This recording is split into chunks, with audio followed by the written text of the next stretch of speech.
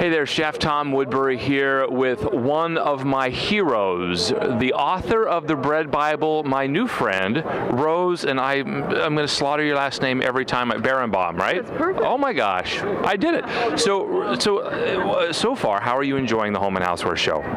It's like going old home for me. It's like coming home because I've been in this industry for so many years and I know so many people that I'm constantly in a hyper state, seeing all that's new, meeting old friends, just really beautiful.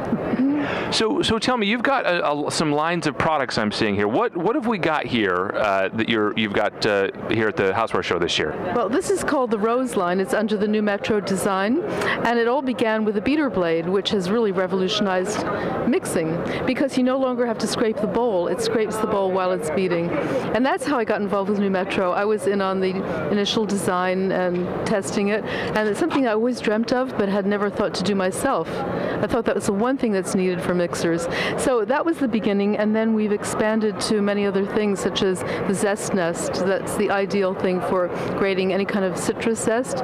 Also perfect for garlic. The way you cut garlic, it influences the flavor that you get. You smash it versus a press that makes it bitter, but grating it is perfect. Plus, you can put it in the dishwasher, and the zest nest gets completely clean, so you don't need to have one for sweets and one for savory. It Perfect. So, important question. For someone who's new to baking, someone who, what would be the piece of advice you would give to someone who is just starting to get into it and just trying to figure it out? What words of wisdom, as literally the author of the book on good bread making, what would you tell that person? Well, I'm laughing because it sounds very self-serving, but I have to say, get a book whose recipes you can trust. My first book, The Cake Bible, is going into the 50th printing after 25 years, and it was all word of mouth. I mean, it wasn't that the publisher went around selling it. It's that I made sure that every single recipe worked and that people had guideposts to know what to look for. So I would say get recipes that you know are trustworthy and follow them, at least the first time. So let's talk about a little personal, if you don't mind. What is like, as you're hanging out in the kitchen, what is the absolute worst experience you've ever had while you were behind the helm in a kitchen? What's the most embarrassing or most disastrous meal you've ever made? I was asked that recently and I was embarrassed that I couldn't think of any really great disaster, but the one that comes to mind immediately is actually when I was on press tour for one of my books, and it was on a TV show, and you always have to try the food processor or any piece of equipment that you use before airtime, which you get your 3 minutes. Well, I didn't do it, and we put it on and nothing happened, and it took 3 minutes to see that the little boy had come running up at the last minute to join us, to be part of the show, had managed to pull the plug. So I guess it wouldn't have helped if I tried it out beforehand. Oh no.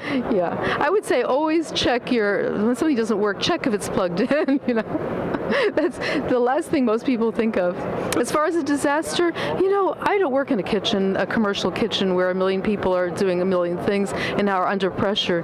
I'm a baker, so I can control the situation. The problems start when I go to somebody else's place and I find that they hand me a garlic cutting board that hasn't washed clean because the garlic won't come out of it to cut chocolate. That's my kind of disaster. But at home, I just don't have them because I can control the situation. Well, I think that garlic-infused chocolate is probably the next big thing, thanks to your expertise. Well, there's chocolate bacon, but I don't know about garlic chocolate. Well, thank you. Anything you'd like to say to our good friends from thedailymeal.com or watching this on thedailymeal.com? Well, actually, I have a blog site called realbakingwithrose.com, and there's a direct link to my entire product line. So I've actually designed a caramel pot that was the pot of my dreams, where the sugar doesn't stick to the sides.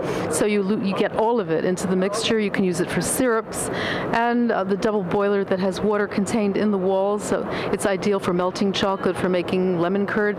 So please visit it and you'll see the rest of the special surprises. So last question, the one implement you cannot live without in your kitchen?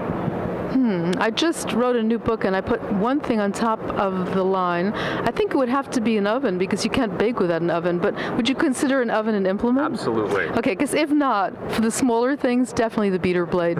I take it with me. It's in my suitcase right now.